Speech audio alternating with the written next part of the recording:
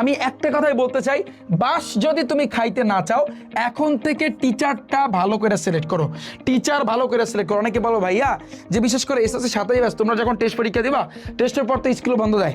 School বন্ধ বলতে তোমাদের কোচিং আরম্ভ হয়, কোচিং করাই লাগবে, নাইলে প্র্যাকটিক্যালে মার্ক দিবে না। কি একটা অবস্থা, মানে বাংলাদেশের শিক্ষার্থীরা মারা খাওয়ার জন্য এগুলো আসলে তাদেরকে আগে থেকে ফিট করে রাখে। তো আমি আগে থেকে সতর্ক করতেছি, আমি আবারও বলতেছি, তোমার 1 2 3 যার রোল সে পইরা কিন্তু ভালোভাবে বলতেছে ভাইয়া তুমি কিন্তু বুঝতেছো না, তোমার জন্য কিন্তু এই জিনিসটাই কাল হয়ে দাঁড়াবে। তুমি কোনো পরীক্ষাতে অর্ধবার্ষিক বলো, প্রি টেস্ট বলো, টেস্ট বলো, বার্ষিক বলো, যা বলো, বোর্ড পরীক্ষা বলো, কোনো পরীক্ষাতে ভাইয়া তুমি ভালো করতে পারবা না।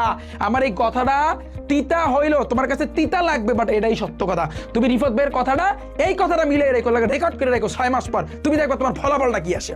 তুমি আদৌ বিন্দু পরিমাণে কিচ্ছু পারতেছো, 6 মাস পর তুমি মিলাই দেখো। আমার এই কথাটা রেকর্ড করে তোমার ফোনের ভিতরে রাখো বা যেখানে রাখো, বা কথাটা লেখা রাখো, 6 মাস পর তুমি আমার এই কথাটা মিলাই দেখো। ক্লাস 9 এবং ক্লাস 10 এর শিক্ষার্থীরা, তো প্রথম কথা হচ্ছে ভাইয়া তুমি টিচার ভালো, অর্থাৎ টিচার তোমার সিলেক্ট করতে হবে।